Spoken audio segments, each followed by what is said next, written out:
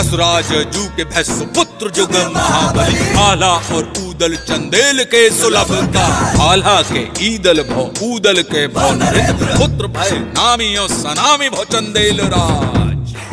महोबा के कवि कुल श्रेष्ठ जगनायक या चारण जगनिक राव द्वारा लिखित परमाल रासों की इस अमर वानगी में उल्लेख है बुंदेलखंड के दो असीम शूरवीरों। चंदेलकालीन लोक महाकाव्य आला खंड में वर्णित रणबांकुरे आला ऊदल की अमर कहानी। मेरी मिट्टी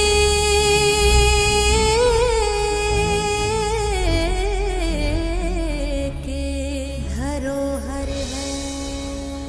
ये कहानी उस वक्त की है जब दिल्ली के राज सिंहासन पर महाराज पृथ्वीराज चौहान विराजमान थे। उन्होंने अपने आसपास के लगभग सभी राजाओं को अपने अधीन कर लिया था, लेकिन कन्नौज के राजा जयचंद और कालिंजर के चंदेल राज परमाल ने पृथ्वीराज चौहान के आगे अपना सर नहीं झुकाया था। राजा परमाल का विवाह उरई के राजा वासुदेव की बेटी मलहना के साथ हुआ था। मलहना की दो छोटी बहनें भी थीं, देवलदे और तिलका, जिनका विवाह राजा परमाल के दो वीर सेना नायक और सगे भाई दक्षराज और वत्सराज के साथ हुआ था। इस विवाह से महारानी मलहना इतनी खुश हुई कि उन्होंने देवलदे और दक्षराज के लिए दहसरपुरवा में एवं तिलका और वत्सराज के लिए सिरसा में दो अलग अलग भव्य महल बनवा दिए। उन्हीं दिनों राजा परमाल ने महोबा को अपनी नई राजधानी घोषित किया था।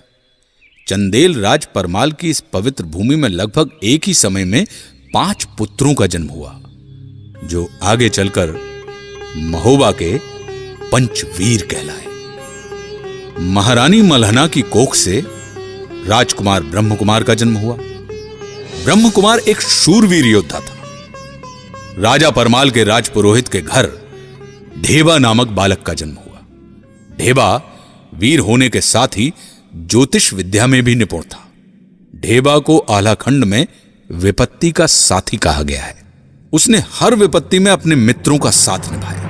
ढेबा के बारे में अलहत यानी आला गाने वाले आज भी ये गाते हैं, विपत्तिया के ढेबा है ऐसो मीत मिलन को ना, विपत्तिया के ढेबा है ऐसो मीत मिलन को ना।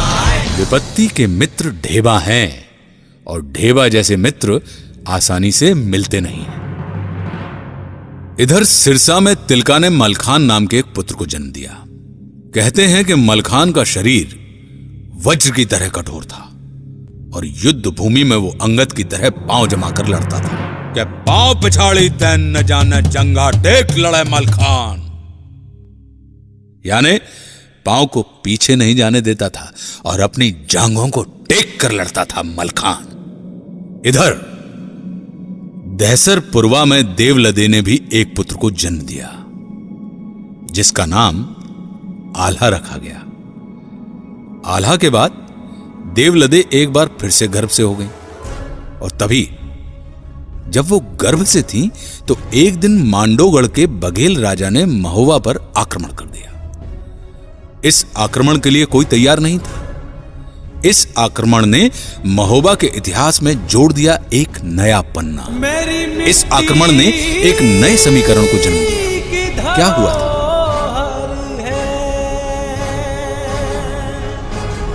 एक बार फिर से स्वागत है आप सभी का धरोहर में, आला ऊदल की।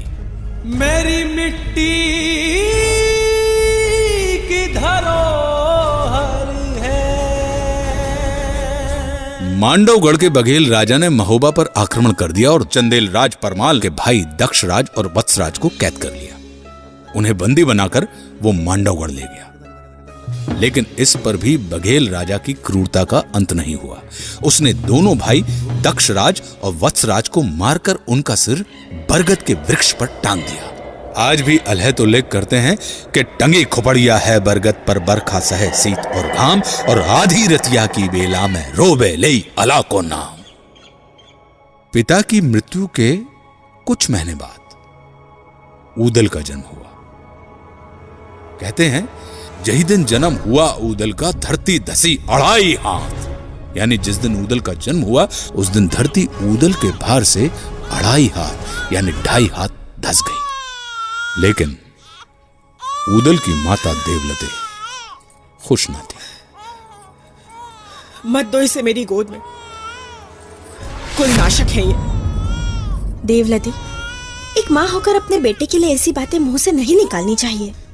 यदि ऐसा नहीं होता मल्हना, तो पेट में आने के 3 महीने बाद इसके पिता की मृत्यु नहीं हो जाती। इसमें इस बच्चे का क्या दोष?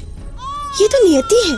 जिस पुत्र ने अपने पिता का मुंह नहीं देखा, जिसके जन्म लेते ही धरती 2.5 हाथ नीचे धस गई, वो कुल नाशक नहीं तो और क्या है? कहो ना। देवलती, तुम कटु हो गई हो।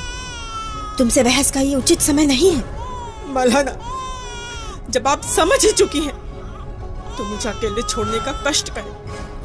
हाँ, बिल्कुल। आज से मैं इस बच्चे की माँ हूँ, अपने साथ ले जा रही हूँ इसे। पर एक बात याद रखना देवलते, आगे चलकर यही बालक राज्य का नाम रोशन करेगा और अपने पिता की मौत का बदला लेगा। ये धर्म की माता है मालन ने जो ऊदल को दी हो बचाए।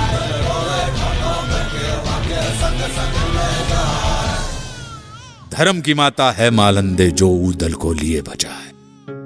राजा परमाल ने महोबा के इन 5 वीर आला, ऊदल, मलखान, ब्रह्मकुमार और ढेबा को एक साथ पढ़ाया लिखाया तथा अस्त्र शस्त्र को चलाने की कला से रूबरू कराया। देखते ही देखते 5 बालक अपनी किशोरावस्था पार कर गए।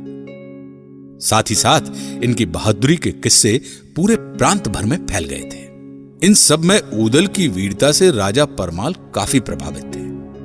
एक दिन वो अपने राज दरबार में बैठकर ऊदल की वीरता की चर्चा अपने सभासदों के सामने कर रहे थे कि तभी आला ऊदल का मामा माहिल वहां आ पहुंचा। माहिल ने महाराज की बातें सुनी और माहिल महाराज से कहने लगा, क्षमा करें महाराज, ऊदल तो साधारण सिपाही है, वो कब से तलवार बांधने लगा। भांजे की वीरता से मामा प्रभावित नहीं था। माहिल किस ओर इशारा करना चाह रहा है? आला ऊदल की। मेरी मिट्टी